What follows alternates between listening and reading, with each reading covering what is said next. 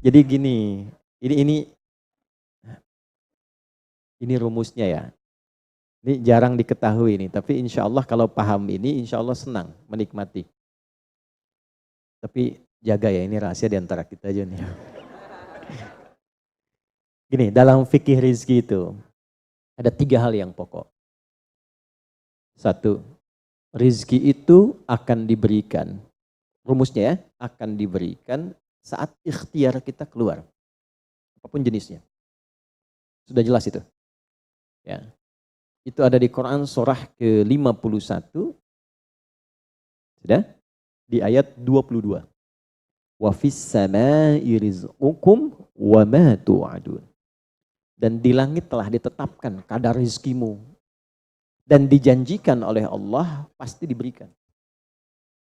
Nah, kapan itu diberikan? Ketika ikhtiar kita keluar.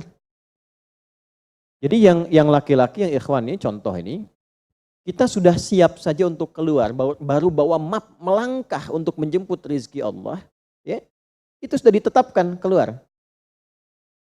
Cuma sampainya kapan kita terima, nanti ada aturan lagi yang mengikat. Ya, sesuai dengan kadar niat nanti. Niatnya apa nih? Apakah mencari rezeki untuk kebutuhan dunia saja? Apakah mencari rezeki untuk mendapatkan ridha Allah? Ya kan? Niatnya bisa berbeda. Nah, berdasarkan niat itu nanti Allah arahkan untuk mendapatkan yang terbaik. Tapi berlaku hukum kedua, ikhtiar Anda itu telah mengeluarkan rezeki dan tidak akan menguranginya. Ya, paham dulu sampai sini dulu ya, pelan-pelan dulu. Nah, handphonenya turun dulu supaya fokusnya nyimaknya maksimal ya, supaya maksimal nyimaknya, tenang. Ini direkamnya bisa diulang nanti kalau supaya maksimal ngelihatnya. Jadi ini yang pertama dulu. Rizki sudah ditetapkan, pasti diberikan. Cara Allah memberikan, kita bergerak, itu rizki ditetapkan turun. Jelas? Nah, diterimanya oleh kita, nanti kembali berdasarkan ikhtiar kita dan niat kita untuk mendapatinya. Innamal a'malu bin, ya, itu dalil hadisnya. Jelas ya, sampai sini dulu. Yang kedua, rizki tidak akan tertukar dan berkurang. Karena kadarnya sudah pas. Ya, tepat, pas. Tidak ada yang berkurang. Dan tidak akan tertukar. Kalau Anda yang berikhtiar, tidak mungkin datangnya ke teman Anda. Mustahil. Kalau kita yang berikhtiar, tidak mungkin kepada saingan kita. Itu mustahil. Ya, kan ada persaingan dalam bisnis kadang-kadang kan. Kalau Anda yang ikhtiar, tidak mungkin ikhtiar Anda hasilnya diberikan kepada lawan bisnis Anda, itu mustahil. Pasti jatuhnya ke Anda juga. Tidak akan ke yang lain. Kecuali dalam satu bab rumah tangga. Ya, usaha ayah kadang diberikan rizkinya mengalir kepada anak, atau usaha anak akan mengalir kemudian dampaknya kepada orang tuanya. Itu sudah rumus. Ya, awas hati-hati. Jadi kalau Anda ingin mudah berkehidupan ke depan, didik anak dekat dengan Allah. Ketika anak itu jadi baik, keberkahan pada anak itu akan menular kepada kedua orang tuanya. Ya, Bapak Ibu pengen haji, nabung banyak, belum berangkat, sudah antrian panjang. Itu kan? Tapi tiba-tiba ada orang yang tetangga anaknya penghafal Quran 30 juz, dapat hadiah haji, orang tuanya ikut, bapaknya ikut, ibunya ikut, gurunya ikut. Ya, jadi nanti ada 2 ayat di dalam Al-Quran yang menjamin usaha orang tua mengalir ke anak, usaha anak mengalir kepada kedua orang tua. Babnya keluarkan kalau ingin mudah. Nah, yang ketiga, nanti saya urutkan di papan tulis supaya memudahkan itu. Yang ketiga, ini yang paling penting untuk disadari, urut dulu ya. 1, rizki telah ditetapkan untuk diberikan sepanjang kita mau berikhtiar untuk menjemputnya. 2, rizki tidak akan berkurang dan tidak akan tertukar. Baik ya? Jelas sampai sini? Nah, ketiga, ini yang paling penting. Fokus ini dengan baik. Rizki akan ditentukan keberkahannya berdasarkan nilai keimanan seorang hamba. Catat ya, rizki akan ditentukan kadar keberkahannya. Saya bicara berkah dulu tuh. Berdasarkan kadar keimanan seorang hamba. Yang ketiga ini kaidah khusus yang membedakan antara beriman dengan belum beriman. Sebab kita bisa bertanya kepada Allah, ya Allah, saya sudah beriman. Ada hambamu belum beriman. Apa yang membedakan iman saya dengan hambamu yang belum beriman terkait dengan persoalan rizki? Maka turun nanti ada ayat tentang rizki yang dikaitkan dengan iman. Sekarang kita praktekkan pelan-pelan.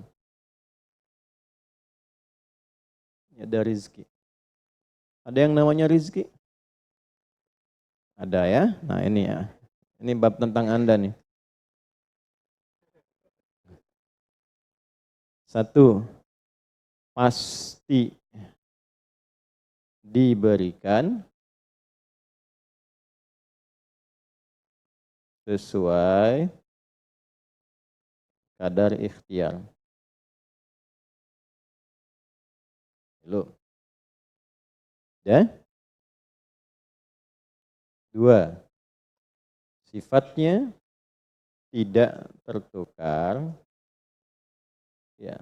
Putri boleh tertukar. Ada menteri yang tertukar, tapi tidak ada rezeki yang tertukar ya. Tidak tertukar sesuai dengan niat. Rizki nggak butuh alamat ya Pak. Udah begitu dapat langsung diberikan. Karena malaikat tuh kalau sudah turunkan nggak mungkin salah alamat tuh. Udah tercatat semua itu. Ya. 3. Kadar iman menentukan keberkahan satu rizki. Keberkahan rizki. Ini 3 ini. Ya. Ya, pelan-pelan. Ya, cara memahaminya bagaimana? Kalau ada yang bergerak, itu pasti rezeki diperintahkan ya untuk diturunkan. Tapi sekali lagi tadi, apakah itu akan langsung diterima atau nanti diakumulasikan, dikumpulkan? Yang dengan pengumpulan itu di titik tertentu Allah berikan. Jadi kalau Anda misalnya belum dapat hari ini, belum dapat hari besok, sepekan nyari nggak dapat. Tiba-tiba bulan yang ketiga dapat. Dan gajinya begitu besar tawarannya. Bahkan belum mulai udah dikasih ya pesangon misalnya untuk uang muka banyak sekali. Nah, cara memahaminya bagaimana? Bukan berarti ketika Anda dapat di situ besar. Itu akumulasi kumpulan yang telah dikumpulkan dari ikhtiar Anda sejak awal. Paham nggak sampai sini? Paham ya? Nah, kenapa ada hukum demikian? Masuk ke sini dulu nih. Ya. Saya mau tanya sebentar. Bapak Ibu, yang para ayah dulu ya, laki-laki lah terutama. Kalau mencari rizki dalam konteks bekerja ya, untuk materi. Karena rizki itu nanti ada ketenangan, anak-anak, keturunan itu rizki juga. Dalam konteks mencari materi, untuk makan, untuk minum dan sebagainya, saya tanya, untuk memenuhi kebutuhan hidup atau untuk mencari ridho Allah? Udah jujur aja, nggak usah. Bahas sini dulu. Udah, wajahnya nampak kok ini. Saya tanya, untuk kebutuhan hidup atau mencari ridha Allah? Nah, ini nomor 1. Nggak mau kalah dua-duanya. Ridha Allah. Ini sekedar dunia. Pelan-pelan ya. Ketika Anda mencari rizki hanya untuk dunia, maka yang berlaku hukum dunia. Ya. Semakin Anda bekerja keras, semakin Anda dapat. Semakin Anda kreatif, semakin mudah dapat. Ya, semakin pintar, semakin mudah dapatnya. Di sini tidak berlaku masalah iman. Karena semua sama, Allah tetapkan hukum dunia. Siapa yang bekerja keras, siapa yang mau kreatif, siapa yang punya inovasi, siapa yang makin pintar, mudah dia mendapatkan dunia. Ada ilmu menambah, dunia dapat. Man arada dunia, kata Imam Syafi'i, fa'alaihi bil ilmi. Siapa yang ingin menguasai dunia, dengan ilmu bisa dapat. Ini. Ada ilmu kreativitas, ada serius, sungguh-sungguh. Kerja yang serius, sungguh-sungguh. Itu kan?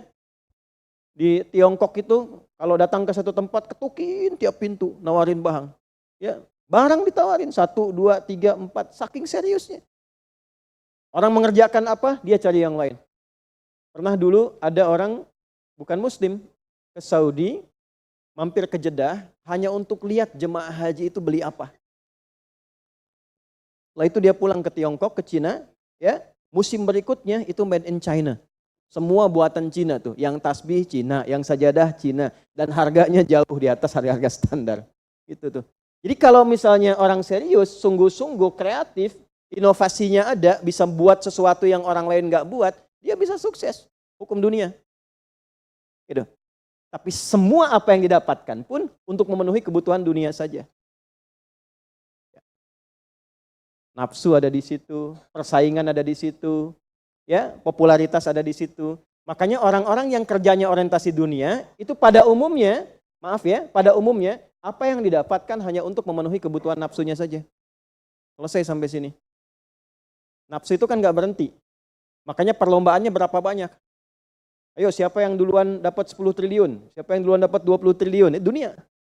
Dan nggak akan berhenti. Begitu dapat pengen nambah lagi. Dapat pengen nambah lagi. Walaupun yang dipakai mungkin tidak sampai ke situ. Sekarang saya tanya Anda ya.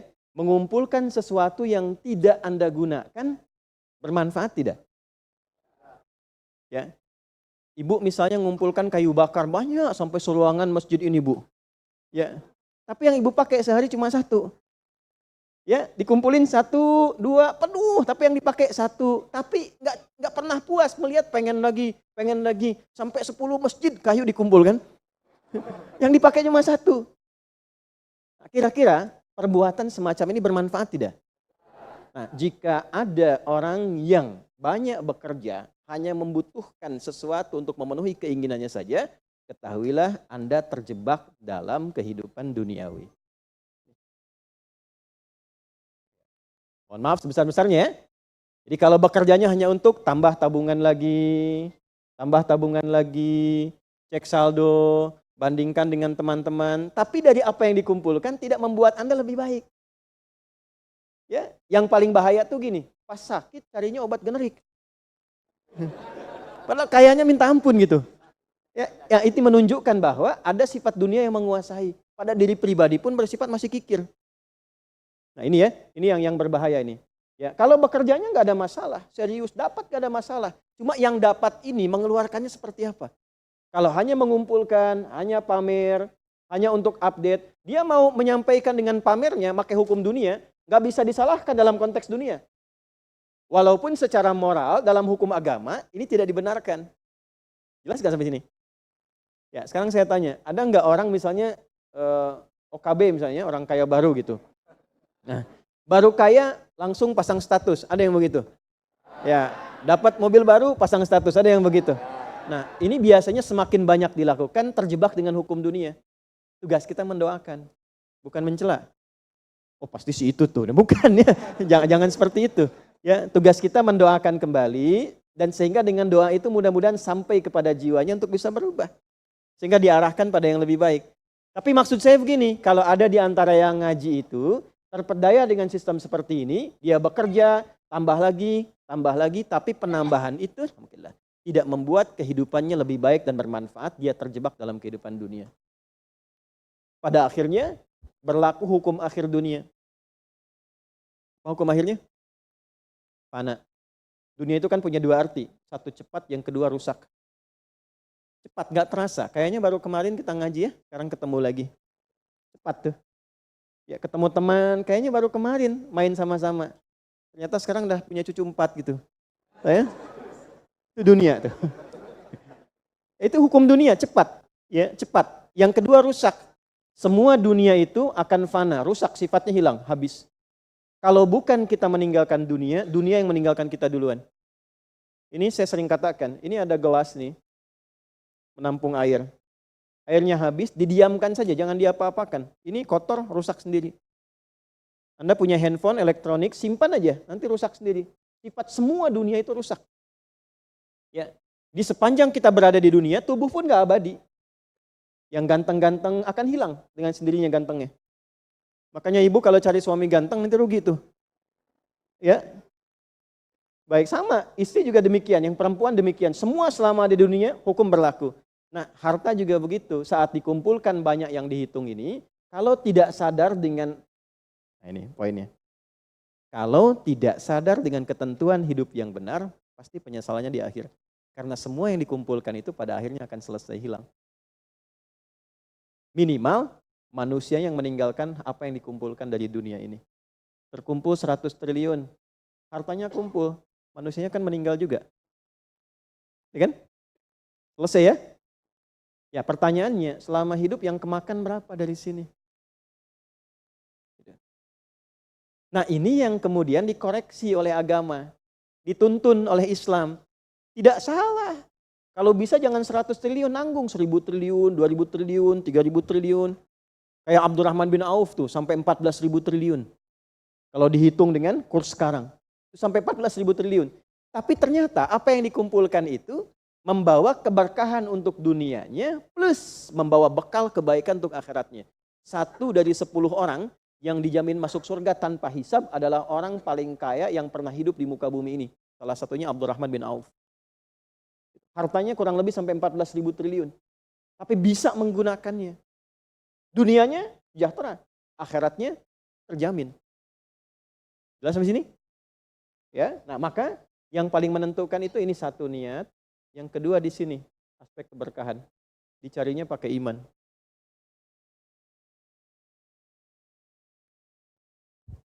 Maka niatkan yang pertama, upayakan setiap pencarian itu gunakan fungsi imannya untuk mencari ridha Allah. Maka ayatnya akan pindah ke ayat 172. Ya ayyuhalladzina amanu kulu min thayyibati ma razaqnakum. Hei orang-orang yang beriman, pakai imanmu untuk mencari kebutuhan hidupmu. Nanti aku siapkan kata Allah yang sesuai dengan kadar imanmu. Karena itulah kadang kelihatannya begini. Kelihatannya mohon maaf ya Bu, Pak. Nggak dapat lagi. Padahal sudah tahajud malamnya. Udah puasa, udah baca Quran. Lamar nggak dapat lagi. Ini nggak dapat lagi. Bukan karena ini Anda nggak bisa dapat. Bukan. Karena belum cocok dengan iman Anda. Ini belum thayyib. Belum thayyib. Belum ada baiknya. Mungkin ada bagian dari usaha itu yang kurang cocok untuk iman. Tapi ikhtiar Anda mencari, itu oleh Allah ditetapkan. Setiap dia berangkat, tuliskan. Siap turunkan, siap turunkan. Cuma kapan diturunkan? Nah, itu kadang-kadang ada latihan untuk menguatkan keimanan kita. Sampai kita melewati semua perjalanan pencarian rezeki itu, baru diturunkan. Dan hebatnya, dalam mencari ini, Allah berikan bonusnya. Ada bonus pengalaman. Pernah sakit, pernah capek, pernah naik ini, pernah naik itu, tanpa sadar itu yang menempa dirinya menjadi sosok yang lebih kuat, lebih baik, yang ketika rezekinya diberikan seutuhnya, dia sudah bisa menggunakan rezeki ini sesuai dengan pengalaman sebelumnya. Nah, yang mahal tuh ini. Makanya Abdurrahman bin Auf itu kan diambil dulu, dirampas hartanya, berangkat 400 km, jalan kaki, nggak bawa apa-apa, dipakai dulu ilmunya, belajar dulu jadi penyalur, dapat upah, dapat bonus dulu, baru dipakai lagi. Tapi perjalanan itu menempa hidupnya dengan iman sehingga jadi orang terkaya yang pernah tercatat dalam kehidupan di bumi sampai hari ini. Jadi kalau satu kali Anda melamar kemudian ditolak pekerjaan, jangan langsung simpulkan tidak diberi. Alhamdulillah ya Allah yang telah memberikan kepadaku rizki yang baru berupa penolakan ini untuk menguatkan iman dan mentalku untuk menjemput rizkimu yang lebih baik daripada ini. Jelas ya? Nah ini poin-poin ini yang mahal. Nanti kalau sudah dapat ilmu ini, yang lainnya akan lebih mudah. Nah, jadi jangan disimpulkan, ya Allah aku sudah ngaji, aku sudah tahajud, kurang apa lagi? Sampai hari ini aku belum dapat. Nah itu sesuatu yang tidak tepat untuk keluar, tapi juga bisa dipahami karena boleh jadi belum mendapatkan pencerahan sesuai dengan bab rezekinya. Nah pada akhirnya dikembalikan, kalau sudah dapat itu ditanya balik oleh Allah, itu mau dipakai apa? Oh pada akhirnya aku yang cukupkan. Ya, falyanzuril insanu ila ta'ami. Yang pertama kebutuhan makan kita pastikan dengan baik. Allah yang kasih masa digunakannya untuk mencari yang tidak baik. Jelas?